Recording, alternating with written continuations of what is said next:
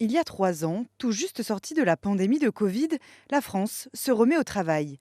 2 950 milliards d'euros de dettes attendent toujours d'être remboursés.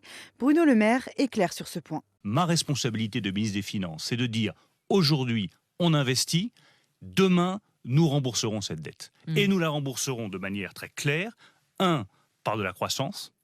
Deux, par un principe de responsabilité sur les finances publiques. C'est pas open bar. Il faut remettre le principe de responsabilité au cœur des finances publiques.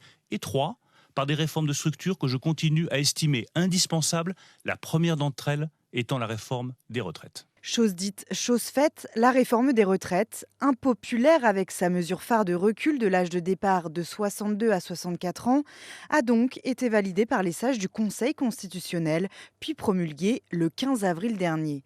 Cela faisait 3 mois que la France entière contestait, parfois dans la violence. On a décidé que c'était important de politiser les rues aussi, je pense, et de montrer encore notre désaccord avec la réforme des retraites. Et c'est pas parce qu'elle est légale ou constitutionnelle qu'elle est légitime ou qu'elle est applicable, parce qu'il y a des mouvements sociaux depuis 3 mois et que personne ne nous écoute. Alors, quelques semaines plus tard, verdict, l'État français rétrograde financièrement. La note qui évalue sa solvabilité pour un crédit baisse pour la première fois. L'agence Fitch évoque les fortes tensions sociales. La France déplore l'appréciation pessimiste, mais s'engage à poursuivre les réformes de ce type, car cet abaissement concerne davantage la sphère franco-française. D'après Alexandre Delegue, il est professeur d'économie à l'Université de Lille. En France, c'est quelque chose qui est analysé en termes politiques parce que le gouvernement attache beaucoup d'importance et justifie beaucoup de sa politique autour de la dette publique. Les informations qui sont données par Fitch pour justifier son changement de note sont des informations que tout le monde a déjà.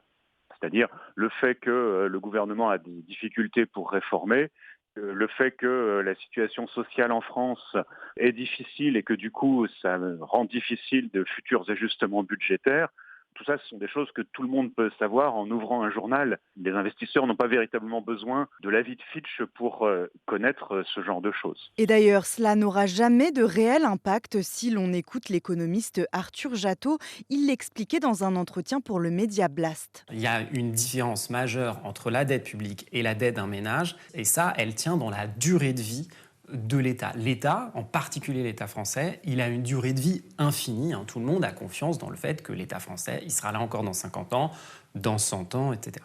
Et donc la différence majeure que ça implique, c'est que l'État, pour rembourser une dette qui arrive à échéance, peut à nouveau emprunter pour rembourser cette dette et de le faire pendant plusieurs dizaines, centaines d'années. C'est ce qu'on appelle faire rouler sa dette. Le coût de la dette publique pour la France aujourd'hui, il est à peu près nul. Ça ne nous coûte rien de nous endetter aujourd'hui alors qu'il y a beaucoup de raisons de le faire. Une partie des économistes estime même que des dépenses publiques plus grandes ont un impact positif, voire multiplicateur sur la croissance.